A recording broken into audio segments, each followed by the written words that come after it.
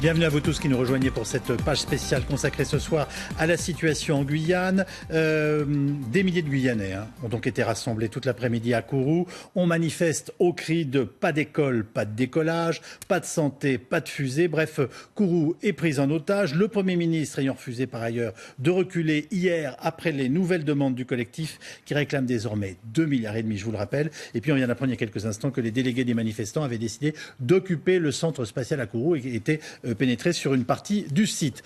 Pour débattre de tout cela ce soir et faire le point sur la situation, à mes côtés, Patrick Caram, qui est président d'honneur du Conseil représentatif des Français de l'Outre-mer. Vous êtes vice-président par ailleurs de la région Île-de-France et ancien délégué interministériel à l'égalité des chances des Français d'Outre-mer. Vous avez notamment en partie géré la crise en Guadeloupe en 2009.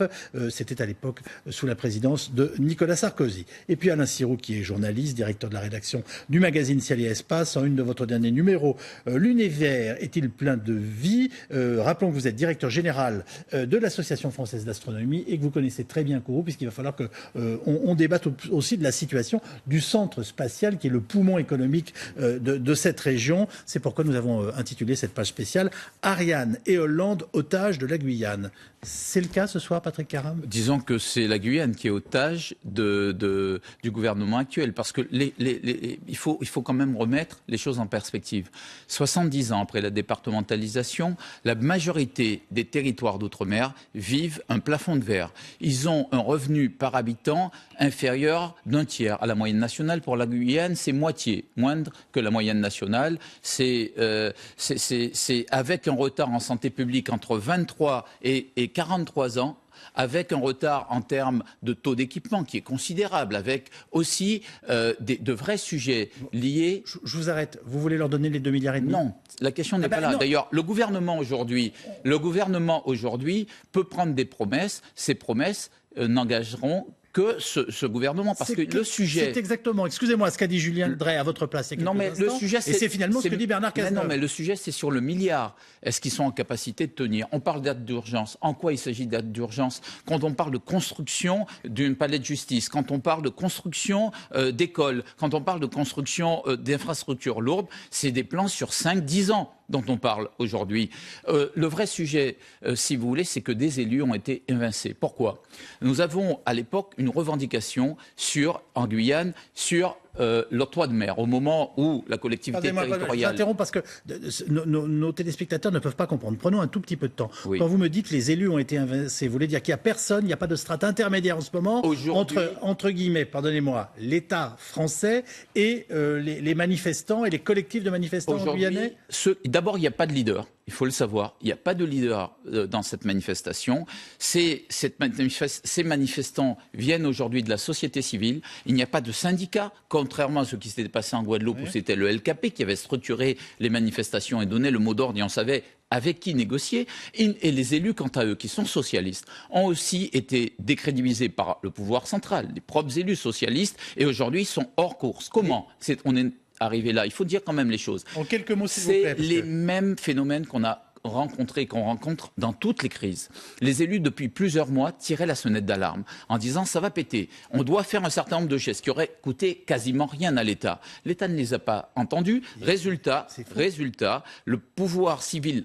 Et vous avez vu ce qui s'est passé avec Ségolène Royal et les 500 frères. Ils sont entrés dans une conférence internationale et à partir de là, eh bien, vous avez toute une série de collectifs qui se sont créés. Ils ont pris le pouvoir et aujourd'hui, les élus sont marginalisés. On a refusé d'écouter les élus. C'est la société civile qui a pris le pouvoir. Très bien. Et alors quoi? La société civile, quand elle prend le pouvoir, c'est dangereux? Allons au bout de toutes vos idées, s'il vous plaît. Ce que je veux dire, c'est que c'est tout à fait pacifique. Vous avez eu une manifestation qui a regroupé entre 5 et 10% de Guyanais, pas un bris de vitrine. Oui, allez voir des manifestations comme ça dans l'Hexagone. Ce sont des gens qui réclament une égalité dont normalement, ils devraient bénéficier, comme tous les Français. Excusez-moi. Le sujet aujourd'hui, c'est que la société civile veut tout de suite. C'est ça le sujet. C'est que, contrairement aux élus qui savent jouer la patience et le temps, contrairement aux syndicats qui savent à un moment s'arrêter, la société civile aujourd'hui veut tout de suite. On leur propose 1 milliard, c'est la moitié du budget de l'outre-mer dans notre pays. Non, vous ne voyez pas comme ça. Ce que l'État donne aujourd'hui, ce que l'État donne à l'outre-mer aujourd'hui en termes social et en termes fiscal. Les chiffres ne sont pas les bons, donc les chiffres ont tort. 22. Non, vous parlez du budget du ministère de l'outre-mer. Les dépenses de l'État par habitant ont bondi. Excusez-moi, il y a des graves difficultés sociales en Guyane, évidemment, mais les dépenses de l'État par habitant ont bondi de 33% dans ce territoire depuis 10 ans. Laissez-moi vous devant toutes les autres collectivités territoriales. Vous expliquer les choses. C'est d'abord le budget dont vous parlez de 2 milliards, c'est le budget du ministère de l'Outre-mer. En réalité, c'est 22,5 milliards d'euros l'effort net de l'État social et fiscal dans ces territoires-là, à comparer avec donc c'est 2,2% de l'effort du budget total de l'État, sécurité sociale incluse, avec 4% de la population. On voit bien que ce n'est pas déséquilibré. On voit bien que sur la Corse, par exemple, il y a eu des plans de rattrapage qui ont porté des fruits. Ces territoires-là, aujourd'hui, méritent un peu plus que des interventions court terme. Parce que moi, ce que je dis aujourd'hui, c'est qu'on doit arrêter de faire de l'urgence, du court-termisme. On doit aujourd'hui regarder ce qui existe dans ces territoires, faire un diagnostic et lancer des plans sur le court, moyen et long terme. Ou alors rendez-vous dans 40 ans. Non, parce qu'il faut que ça soit fait sous une génération. On peut le faire. Il y a un plan égalité réelle pour lequel, effectivement, il y a quelques décisions importantes. Ce n'est pas suffisant. Il faut aller au-delà de ça. Vous trouvez normal qu'on manifeste en cagoule ?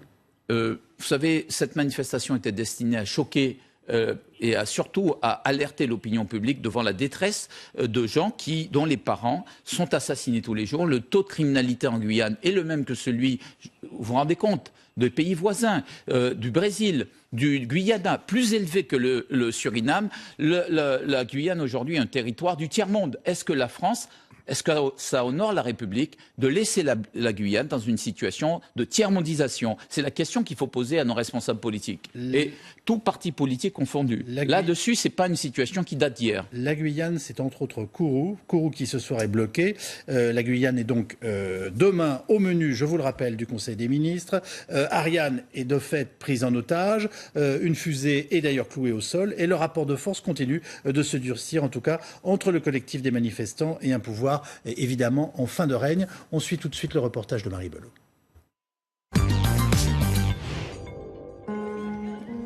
Ce matin, les Guyanais étaient en plein préparatif pour une manifestation de grande ampleur aujourd'hui. La ville choisie, Kourou, à 60 km de Cayenne, la 3e ville du département. Pour l'occasion, les stations-service ont été réapprovisionnées en essence et les barrages routiers ouverts pour permettre aux habitants de venir montrer leur détermination. Car les Guyanais ont encore beaucoup à dire. Voilà maintenant 2 semaines qu'ils demandent au gouvernement de porter le plan d'urgence à 2,5 milliards d'euros. Hier, le Premier ministre n'en a proposé qu'1 milliard, jugeant la somme réclamée irréaliste. Il serait très facile, sans doute aisé, de céder à la facilité et de promettre des mesures et des aides financières d'un montant irréaliste, puis d'en laisser la charge et la responsabilité à un autre gouvernement. Ce n'est pas la conception que nous avons de la responsabilité dans la République.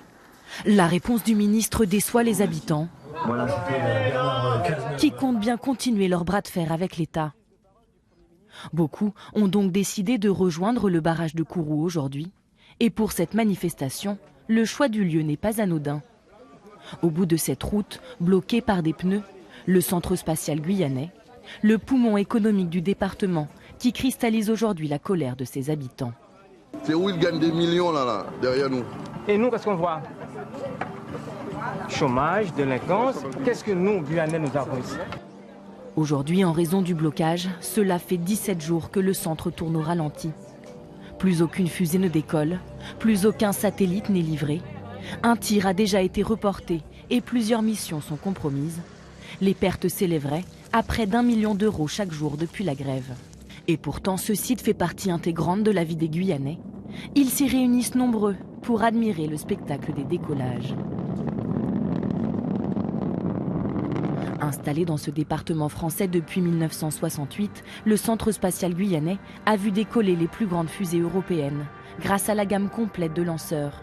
Ariane 5, Vega et Soyouz. 2, 1, top. Situé à une latitude très proche de l'équateur, Kourou est idéal pour placer en orbite les satellites géostationnaires.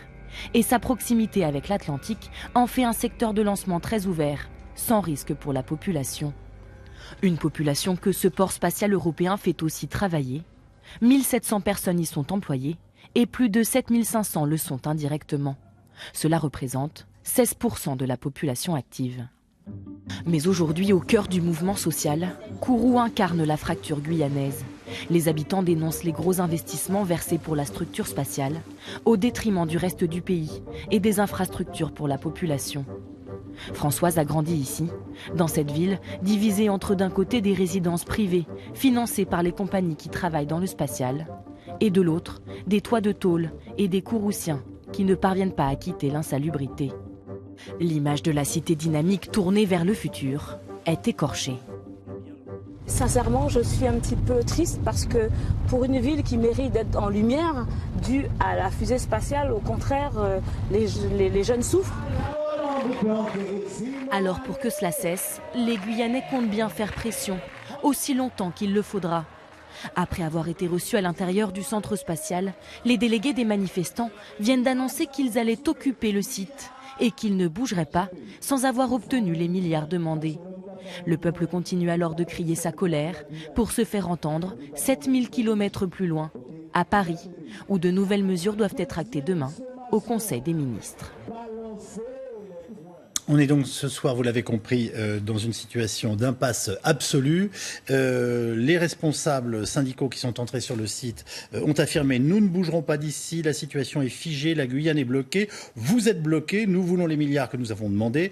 Ce sont des propos tenus par Manuel Jean-Baptiste, qui est membre donc du collectif. « Nous ne bougerons pas, aucune fusée ne pourra décoller sans que nous ayons une réponse à nos revendications », a ajouté un autre membre du collectif. « Ça paraît gros, 1 milliard », a-t-il ajouté, mais par rapport au retard que nous avons, ce n'est rien. Alors, on va revenir sur la situation sociale et politique, puisque vous avez évoqué les corps intermédiaires il y a quelques instants. Patrick Caram, Alain Sirou, il faut qu'on fasse un point. Vous connaissez très bien ce site spatial et qu'on comprenne clairement ce que sont les enjeux, notamment autour de la base de Kourou. Quand Kourou est bloqué, qu'est-ce qui se passe ? Il n'y a plus de fusées qui partent. Et quand on dit fusée, on peut mettre un S, parce qu'en fait, il y avait 3 campagnes de lancement en préparation en Guyane. Ça s'appelle le CSG, le Centre Spatial Guyanais.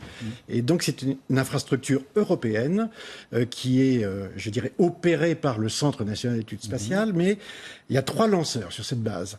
Il y a Ariane 5, le plus connu, il y a Soyouz, donc fusée russe, qui est installée pas très loin de Sinnamary. En fait, c'est une bande côtière. Et puis, il y a Vega, le 3e lanceur, qui est un petit lanceur. Et l'objectif du spatial, je dirais, installé là-bas, c'est finalement de faire pratiquement un lancement par mois. Pourquoi ? Parce qu'on a 3 lanceurs, parce que ça marche. Le mot poumon économique a été utilisé, et c'est vrai que je dirais que Arianespace, qui opère les fusées, est aujourd'hui la société qui a plus de 50% du marché mondial. Donc il y a une vraie réussite économique, mais il y a un vrai challenge. C'est-à-dire que c'est aujourd'hui le cas d'Arianespace, mais les concurrents américains, SpaceX, les concurrents chinois bientôt, les concurrents indiens, etc. sont là, et il faut toujours être compétitif. Donc, pardonnez-moi, 3 lanceurs, ça veut dire 3 pas de tir. Et ça veut dire que la planète entière qui veut envoyer des fusées passe par un moment ou par un autre, par Kourou ? Absolument, passe par Kourou, parce que Kourou, c'est la régularité, c'est la fiabilité, et puis, je dirais aussi, c'est un critère de prix. Donc, ce sont des critères de choix extrêmement importants. Ce qu'on découvre quand on va sur place, oui. Et c'est ça que moi qui m'a toujours marqué, parce qu'on est très nombreux à aller voir des lancements et à passer quelques jours là-bas. D'abord, on découvre que c'est un territoire qui n'est pas du tout un territoire comme on le connaît en France. J'ai cette image de grand comme le Portugal et aussi peu peuplé que le Sahara. C'est vraiment ça la Guyane. C'est 90% de forêt, et le reste, ce sont quelques villes. Cayenne, Kourou. Le centre spatial, c'est une bande côtière qui s'étire sur 70 000 hectares, et vous rentrez dedans comme Une cathédrale, parce que c'est une cathédrale qui a été installée là depuis 50 ans avec un seul objectif, c'est de desservir en autonomie pour l'Europe et la France l'espace. Et donc c'est extrêmement important. Est-ce qu'on gagne de l'argent à Kourou? Quel est notre rang aujourd'hui parmi les lanceurs? Et je veux dire, est-ce que c'est réellement... Bon, on entendait ce manifestant qui disait il y a des milliards qui sont déplacés quasiment tous les jours derrière nous, en gros, là où commence le centre spatial. Voilà, qu'est-ce qu'on peut dire de l'activité économique effectivement générée et de notre place sur la planète lanceur par rapport à nos concurrents? On ne gagne pas d'argent aujourd'hui dans l'espace. Je dirais... On est autonome. Et c'est ça qui est extrêmement important. C'est-à-dire que Ariane, c'était l'objectif, c'est d'accéder à l'autonomie, de ne pas dépendre des Américains. Donc, il existe effectivement une société commerciale qui est Ariane Espace. Il existe des États autour de l'Agence spatiale européenne qui financent cette autonomie et, je dirais, l'accès à l'espace. Mais aujourd'hui, l'espace est subventionné en partie. L'objectif, c'est que... Est-ce que Elon Musk peut demain nous donner à envoyer dans l'espace ses fusées? Est-ce que même des sociétés privées dont on se rend compte qu'elles sont en train de d'éclore peuvent demain nous confier, utiliser nos pas de tir? Bien sûr, tout à fait. Vous savez, ce sont des clients qui regardent finalement qu'est-ce qui marche. Les Chinois aussi? Alors non, parce que je dirais que là, pour le compte, il y a vraiment des barrières. Ce qui est extrêmement important pour nous, c'est l'accès direct à l'espace et c'est l'autonomie. Et en ce moment même, en Guyane, il y a le futur qui est déjà en place, qui se prépare et qui fait d'ailleurs l'objet de discussions. C'est Ariane 6, c'est-à-dire qu'on est en train de construire en Guyane un nouveau pas de tir avec 600 millions d'euros investis aujourd'hui pour fabriquer la fusée de demain et qui est censée être 2 fois moins chère, tout aussi fiable et d'envoyer des satellites dans l'espace pour les Européens, mais aussi pour le reste du marché. Nous sommes 2e ou 3e puissance spatiale, nous? Alors nous sommes 2e puissance spatiale, je dirais, en termes de moyens, derrière les États-Unis, peut-être même... Alors ça dépend ce qu'on met dedans, en fait, parce que nous, on n'a pas d'activité militaire comme les États-Unis ou la Russie. Oui. Donc, si on reste sur l'aspect purement économique, c'est évidemment les États-Unis. Et ensuite, je dirais, en termes d'opérations de vol, c'est Ariane Espace qui a plus de 50% du marché parce qu'il y a eu des erreurs américaines avec la navette, etc. Donc, c'est stratégique. Ça veut dire qu'on est les plus gros lanceurs au monde, en fait, au moment où nous parlons? Ça veut dire que nous avons non pas les plus gros lanceurs, mais nous avons des lanceurs les plus fiables au monde et nous avons les plus réguliers. Et je dirais que ce qui s'est passé en Guyane, c'est finalement une mécanique qui s'est mise en place et qui marche parfaitement bien. N'oubliez pas qu'il y a plus de 50 lancements sans échec et c'est extrêmement important. Et en nombre de lancements? En nombre de lancements, on atteint aujourd'hui 11 à 12 lancements par an, ce qui est pas mal. On doit pouvoir encore augmenter la cadence. Et je dirais, pour... imaginez ce que ça veut dire si aujourd'hui, ça s'arrêtait aujourd'hui l'occupation de la base. Je pense qu'il faudrait à peu près 8 jours à 9 jours pour revenir dans des conditions initiales. Donc ça veut dire que finalement tout le monde est prêt, c'est extrêmement bien organisé, tout le monde est au taquet pour repartir, mais l'organisation n'est pas par terre. Combien de gens travaillent pour un lancement? À peu près 2000 personnes sur la base. Et ce qui est intéressant, c'est de voir que, je dirais, ce sont majoritairement des Guyanais. Vous avez des missionnaires. C'est la question que j'allais vous poser, parce qu'on imaginait, pardonnez-moi, mais un univers, avec que des ingénieurs qui vivent dans leur villa. Donc, s'il y a des lieux communs ou des images fausses qu'on a en tête, c'est le moment de nous les expliquer. Alors, il faut imaginer cet endroit comme finalement l'aéroport de Paris, où vous avez finalement une infrastructure, d'où partent finalement des avions. Ce sont les fusées, il y en a 3. Vous avez des gens qui gèrent l'aéroport de Paris, vous avez des gens qui commercialisent les vols, c'est Ariane Espace, vous avez des gens qui pilotent, ce sont des ingénieurs. On les assemble aussi. On les assemble, il y a les passagers, les structures, les satellites arrivent.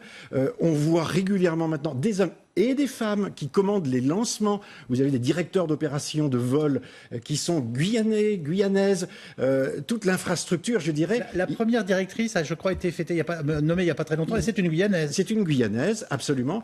Et je dirais que il y a une préoccupation majeure de ne pas être quelque chose qui est importé de l'extérieur. Et je dirais que le travail entre la base et la Guyane a toujours existé. Par contre, effectivement, il y a il y a quelque chose qui est frappant, c'est-à-dire qu'on lance des satellites de télécommunications pour la diffusion mondiale et on a du mal à avoir du réseau. Et on voit bien que Internet ne fonctionne que parce qu'il y a un câble sous-marin qui relie la Guyane avec le reste du continent, un seul câble.